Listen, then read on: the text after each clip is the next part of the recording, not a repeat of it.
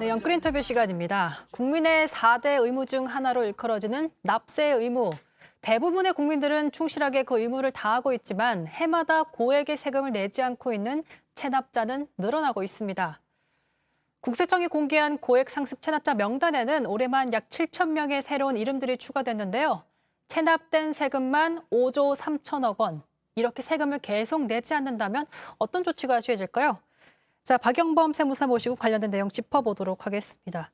자, 국세청에서 32년 동안 이런 업무를 주로 하셨기 때문에 잘 얘기해 주실 것 같아서 모셨습니다. 예, 감사합니다. 네, 국세청이 올해 이제 고액 상습 체납자 명단을 공개했는데 고액의 세금을 한 번 안 냈다고 해서 바로 공개가 되는 건 아니잖아요. 예, 맞습니다. 그 과정을 좀 설명해 주시죠. 예, 보통 바로 공개는 안 하고요. 보통 그 체납 발생일부터 1년이 지나고 그다음에 그 체납된 국세가 2억 원 이상인 납세자가 그 고액 상습 체납자로 명단을 공개하고 있습니다.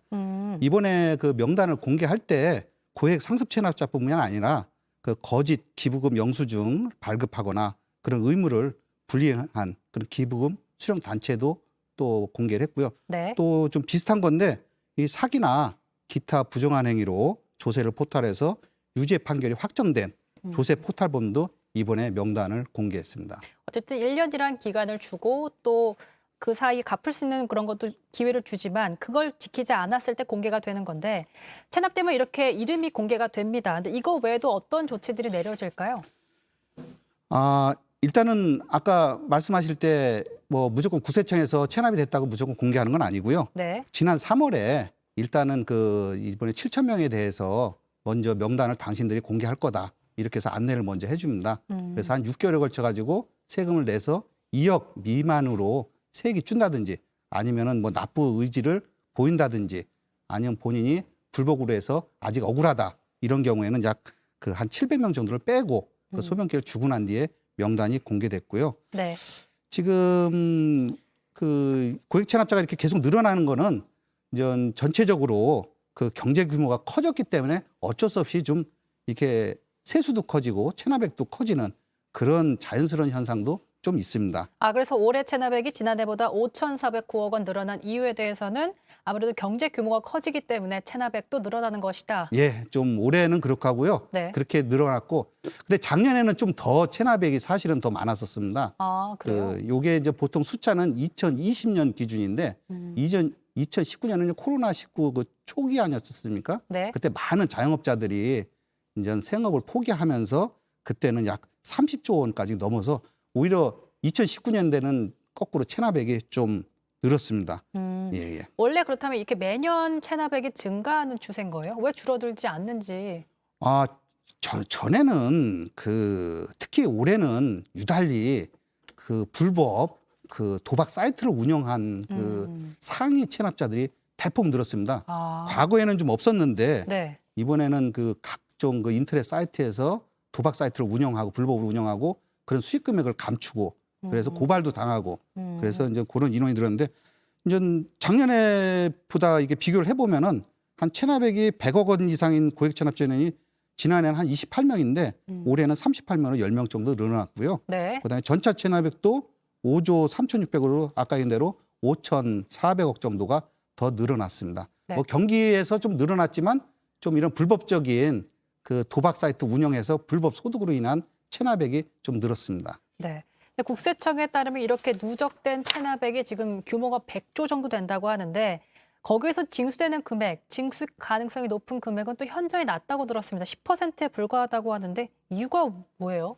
실제로 그 체납액은 총 그 세액에 뭐 체납액이 이제 고지가 된 듯이 자진 납부를 하면 여러 가지 상황으로 좀 밀려서 내는 경우가 있습니다. 그래서 네. 한 10% 정도가 좀 밀려서 내는데 요 100조는 과거부터 지금까지는 계속 누적돼 가지고 네. 하나에도 압류가 됐으면은 계속 올라온 숫자고 또 이제 1년에 보통 277조 정도 세수가 있는데 그거에 비하면은 뭐 자연스럽게 그렇게 큰 금액이고 이 중에서 실제로 한 98조 정도는 이제 그 무재산이든지 아니면 압류만 했는데 재산적인 가치가 없어서 그냥 그 소멸시효가 안 지나서 계속 붙들고 있고 그런 그 체납액이 많고요. 실제로 받을 수 있는 건 약 10조 정도인데요. 전체적으로 체납액이 점점 늘어나는 것은 뭐 맞습니다.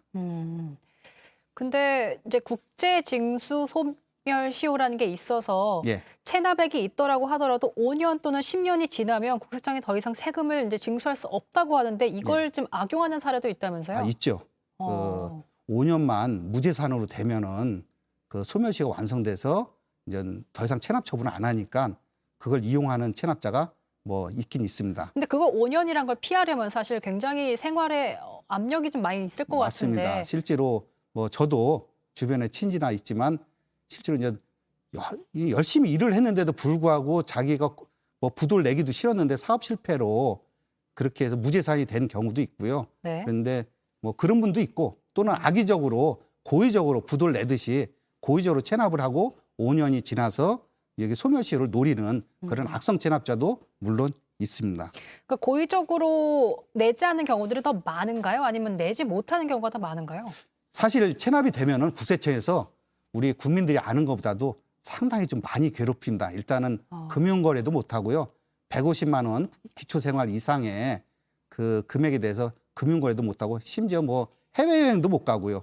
관어사업도 제한되고 체납을 해보지 않은 사람은 그 체납 처분에 대한 그 국세청의 그 이렇게 받는 그 내용에 대해서 함부로 그렇게 쉽게 그냥 넘어갈 수는 없다. 그런 인상을 받을 겁니다. 물론 5년? 저도 현직에 있을 때 그렇게 힘들게 좀 이렇게 5년 시효 안에 받으려고 노력을 하고 있고요. 국세청에서는 이런 것 때문에 무한 추적팀이라고 해서 그런 추적팀도 있고요. 또 세무서에는 체납정리과라고 그래가지고 전담 조직이 있습니다. 오직 이런 체납세금만 전문적으로 받는 그래서 아주 끝까지 그 재산이 있으면 어떻게든지 찾아내려고 노력을 하고 있습니다. 그래서 놀라운 게 예. 5년이라는 시간 동안 이러한 여러 가지 압력을 가하는데도 버텨내는 사람들이 있다라는 거잖아요. 지금 보니까 공개된 명단에 뭐 전 프로야구 선수, 개발업체 대표, 사실 이렇게 공적인 자리에서 일을 해야 되는 사람들도 있는데 예. 5년 동안 버텨내는 사람들도 있다라는 거잖아요. 제가 우리 삼성 라이온스의 우리 선수를 가만히 보면은 2018년도 체납이거든요. 네. 그 내용을 보면은 아마 현역 시절에 자기가 받았던 종합소득세 신고를 그 다음에 이제 여러 가지 후에 구설수가 있었지 않습니까? 네. 도박이나. 그래서 막상 5월 달에 신고를 하니까 세금 낼 납부가 할 능력이 없어서 제가 볼 때 체납이 된 것 같고요. 근데 좀 악의적인 체납자도 있었습니다. 지금 현재 법인에서 보면은 1위 기업이 그 일본계 회사거든요. 네. 쇼난 시사이드 개발이라고 이 회사는 이제 국내에 있는 주식을 양도를 해가지고 양도착을 했는데 중부지방국세청이라는 데서 조사를 했습니다. 그래서 일본 기업이 한국에서 주식을 양도했으니까 세금을 내라 이렇게 했더니 그 일본 기업이 난 한국에 나는 지점이나 이게 없다. 난 못 내겠다. 이렇게 버티니까 그걸 이제 소송을 거쳐가지고 한국에서 대법원에서 보니까 너는 한국에서 세금 내는 게 맞다.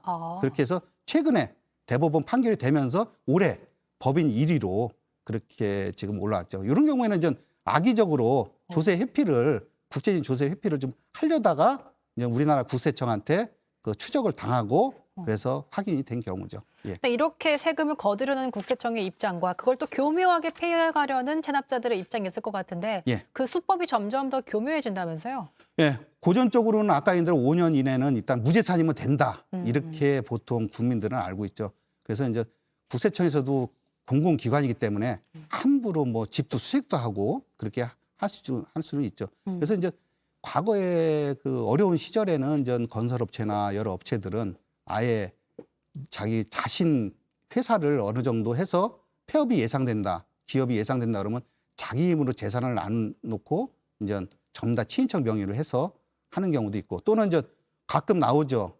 현금이나 각종 귀금속 아니면 채권에서 은행 금고나 아니면 집에 금고에다가 숨겨놨다가 걸리는 수도 있죠. 근데 이제 보통 이런 경우는 전부 다 수색조사 해서요. 국세청 직원이 다 나가서 꼭 1억 이상 되면은 전부 다 나가서 집에 가서 수색을 합니다. 또 아까 인 대로 하고요. 네네. 예.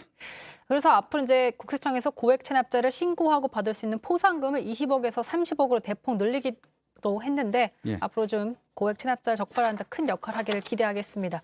박영범 세무사와 관련된 얘기 나눠봤습니다. 인터뷰 고맙습니다. 예, 감사합니다.